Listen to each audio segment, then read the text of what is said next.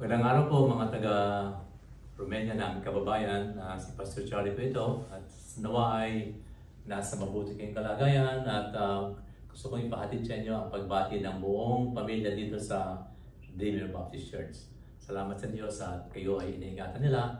At ang ating purpose lang ay magkaroon tayo ng connection at mapag-usapan natin ang mga bagay-bagay na tutungkol sa ating sarili at ang relationship natin sa Panginoon. Noong last time, pinag-usapan natin yung kay Nicodemus at si Jesus. At gusto ko lang bumalik din doon sa sinabi sa Genesis 17 na simulan natin. Pero ngayon babalik tayo ng mga dalawang verses back para makita natin ang ugat ng ating pinag-usapan. Di ba? Yung sa Genesis 2 rin, sa Genesis 2 verse 15 sabi, the Lord God took the man and put him in the garden of Eden to work it and keep it. So, yun ang context ng ating pinag-uusapan. Ang gusto ko malaman natin ay tayo ay nilikha ng Diyos. Tayo galing sa Diyos. Kaya kung kayo ay naniniwala sa mga salita ng Biblia, salita ng Diyos, tayo ay nanggaling kay Adan at Eva. Kaya yung una nga, yung sa creation ni Adam, yun nga na sa Garden of Eden niya nagsimula. Tapos, yung kung matatandaan nyo, yung Diyos ay sinabihan siya na yung sa susunod na verse 16, sabi, and the Lord God commanded the man, saying, you may surely eat of every tree of the garden. Remember, God created the world, tapos si Adam, tapos sabi niya, ito ay, I will give you the dominion over these things. Pero sabi niya, magagawa mo ang lahat. Kahit ano gusto mo gawin. Pero, ang sabi niya, ito lang, yung sa susunod na verse na pinag-usapan natin last time. But of the tree of the knowledge of good and evil, you shall not eat. For in the day that you eat of it, you shall surely die. So I will dwell on that a little bit para makita natin kung bakit natin kailangan ang kaligtasan na nagsisimula sa ating Panginoong Hesus. Yun po ang pinagsimulan lahat niyan. Dahil tayo ay makasalanan. Right? At yun, sa ating pag-uusap ngayon ay tingnan natin kung paano nangyari yun. Tapos, sa Genesis 3 naman, doon natin makikita. So, sabi, so when the woman saw the tree that was good for food, meaning yung woman na ito ay si Eva, na, kasi sabi niya na nakita niya na si Adan ay hindi mabuti ang kalagayan ng walang katulong. Kaya sabi niya, I will make you a helpmeet. Yung helpmeet niya na yun ay si Eva. Tapos, kinilate niya si Eva at sila ay magkasama sa garden na nagka-garden. They were taking care of that God gave to them to be a good steward of that garden. So nga yung sa Genesis 3, yung verse 8, sa verse 6, sabi niya, so when the woman saw the tree was good for food, ayun, ano nangyari? Maganda sa paningin, it was delight to the eyes, and that the tree was to be desired to make one wise. Yun ang naging context ng sinabi niya, huwag kayong kumain. Tapos, ang nangyari nga, sinabi na pinag-usapan din dito last week, ay they ended up eating yung bunga ng puno ng good and evil. Yun ang nangyari. Kaya sa stage na ito ay kumain si Eva. Tapos nga, ang side topic, mga lalaki, kailangan mag-ingat kayo kung paano yung susundin yung mga babae. Dahil kagaya ni Adan, baka ma-influensyahan kayo na hindi gumawa ng bagay na hindi ayon sa utos ng Panginoon. But anyways, makikita natin, nga, kumain nakita ni Eva na it was good for food. And then what happened? Kumain sila, di ba? Tapos nga yung titingnan natin sa balikan natin, but of the tree of the knowledge of good and evil sa Genesis 2:17, you shall not eat of it, for the day that you eat of it, you shall surely die. Pero alam natin ulit, hindi sila namatay. Right? And then, kumain sila, kagaya ng sabi ng Panginoon, ay sa verse 7 naman, then, nakita natin, then the eyes of both were opened, and they knew that they were naked. So, yun ang naging resulta ng pagkakain nila sa bunga ng puno ng good and evil. Nalaman nila naked sila, meaning, nalaman nila nga yung sila ay nag-disobey sa ating Panginoon. Kaya ano nangyari nag-resulta noon? Ito yung importanteng bagay. So they disobeyed, Kaya nga, yung sa verse 24, jump tayo sa 24, ang nangyari, yung ating Diyos, sabi niya, na atin ng Bible, He drove out the men. Yeah, God drove them out of the Garden of Eden. Kasi, nag-disobey sila. Yung pangyayari na yun, ulitin ko, yun ang pagkakataon na ang tao ay napahiwalay sa Diyos. They offended God, they disobeyed God, so they were separated from God. Dahil ang Diyos natin ay banal. Kaya He cannot have fellowship with sinners. Yun naman, I would like us to remember that na yun ang ugat. Kaya kung tayo ay tao na nandito sa mundo, tayo ay makasalanan. Hindi tayo tinatawag na sinner dahil nagkasala tayo. Kaya tayo nagkakasala, on the other hand, kasi sinners tayo to start with. Kaya tayo ay pinanganak ng makasalanan, kaya tayo ay nagkakasala. Maliwanag po ba yun? Yun ang ating dapat pansinin na bilang tao dito sa mundo, after the sin sa Garden of Eden, lahat ng ipinanganak after Adam and Eve ay makasalanan. Kaya yun ang dapat nating talagang itanim sa ating mga puso. Ang bawat isa sa atin ay makasalanan. Ba? Yun ang hindi natin gawa-gawaan. Yun ang nasasabi rin sa Bible. Kung titingnan natin ang sulat ni Paul sa mga Romans, sa Romans chapter 3, verse 10, ang sabi, as it is written, none is righteous, no not one. So, consistently, lahat ng mga tao na ipinanganak after Adam and Eve ay makasalanan. Right? As it is written, none is righteous, no not one. And then, ano po ba yung noon, mahirap tanggapin ng mga tao? At dahil doon, sabi sa verse 11 na ito rin, sabi niya, no one understand, no one seeks for God. Right? Walang naghahanap sa Diyos.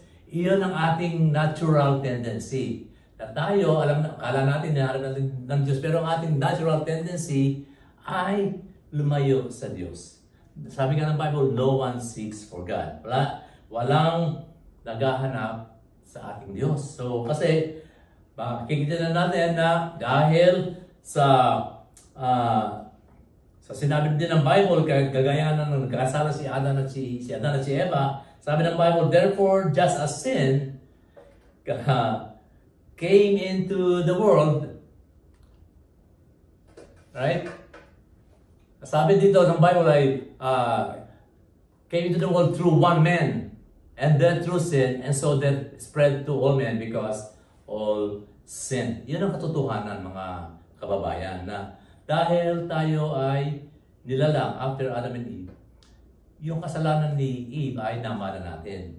We have inherited His sinful nature. Kaya tayo ay lahat makasalanan. Kaya nga ulitin ko sa Romans 3, sabi, none is righteous, no not one, and no one understand God. No one seeks for God. Yun ang katotohanan. Pero, ano mangyayari sa atin? Di ba? Kagaya nga ng sinabi ni Jesus kay Nicodemus, you must be born again. Continuous yan ang ating istorya. Dito naman sa Book of Romans, sinasabi sa Romans 5, verse 8, ang sabi ay, but God shows His love for us in that while we were still sinners, Christ died for us. Yun naman ang gusto kong maliwanagan natin na, okay, nagkasala tayo, pero ang Diyos ay talaga mapagmahal. Kahit nung makasalanan pa tayo, ay dahil sa pag-ibig niya sa atin, ay Christ died for us. Yun ang sinasabi naman ni Jesus kay Nicodemus, you must be born again. Meaning tayo ay patay. Pero dahil sa pag-ibig ng Diyos sa atin, He sent Jesus Christ to die for us. So we can be saved from our sins, sa mga ating makasalanan, right? Sabi nga, dapat natin tandaan na tayo ay nagkakasala. Ulitin ko, wala walang matuwid ha? Yun ang dapat natin isipin na kailangan natin ng magliligtas dahil tayo ay makasalanan. Wala tayong magagawa para tayo ay maligtas doon. Kundi sa pamamagitan ni Yesu Cristo. Di ba? Again, ulitin ko yung pinag-usapan natin nung last time. For the wages of sin is death, but the gift of God is eternal life through Jesus Christ. Alam na natin yon. Gusto ko lamang maunawaan natin na tayo ay kasama doon sa kabayaran ng kasalanan dahil tayo ay mga makasalanan. Dahil tayo ay galing kay Adam and Eve at sila ay hiwalay din o napahiwalay din sa ating Diyos. Ngayon, wala tayong pupuntahan kundi ang lugar na hindi kasama si Jesus. Ay, dahil ka naman sa pag-ibig ni Jesus, meron man siyang mga pamamaraan. Dahil sa pag-ibig sa atin ay pinadala niya si Yesu Cristo.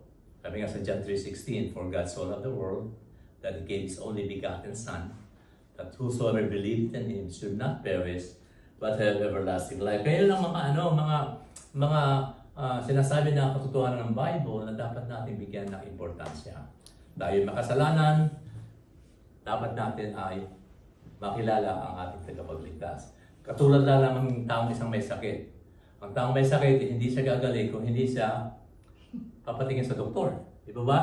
Kaya, it takes na tayo ay ma-recognize natin na tayo ay may sakit bago tayo magkaroon ng pangangailangan sa doktor. Ganun din tayo mga tao. Dapat malaman natin or makumbinsi tayo na tayo ay makasalanan para magkaroon tayo ng pangangailangan sa tagapagligtas. Iyon ang sinasabi ng Bible, right? Yun na, sabi sa Bible sa Romans 10 naman, sabi ito, ganito. Sabi sa Romans 10, verse 9, Because if you confess with your mouth that Jesus is Lord, and believe it in your heart that God raised Him from the dead, you will be saved. Yun. Right? Kailangan ay maikumpisal natin, naaminin natin na tayo ay makasalanan bago tayo maligtas. Right? Diba ba? Pinapaniwala natin sa Jesus Christ ay namatay sa atin sa krus, na naipako, nakasama niya ang ating mga kasalanan lahat po.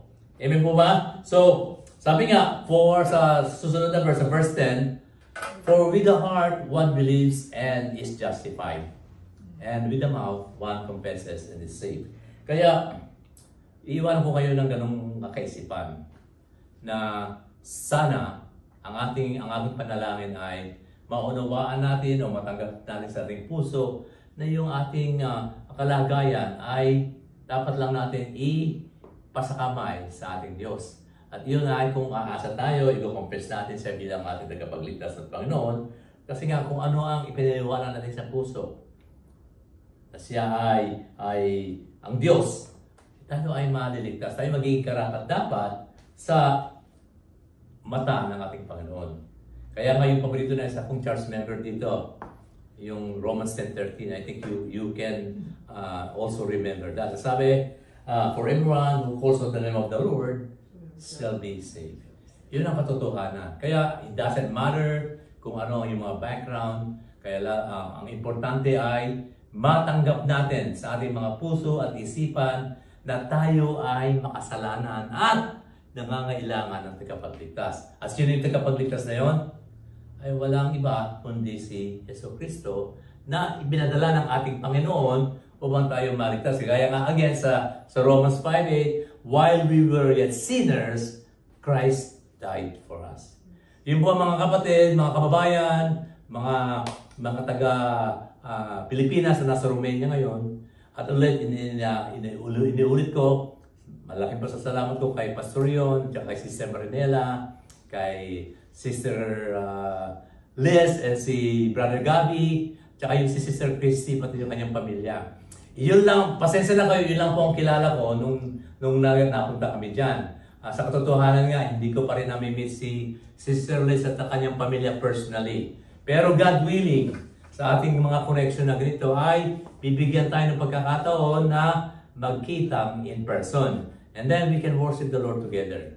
Ang payo ko lang, don't stop listening and studying the Word of God. Habang tayo naghihintay ng panahon, again, we are thinking and planning when the Lord will take us to Romania again to meet every one of you.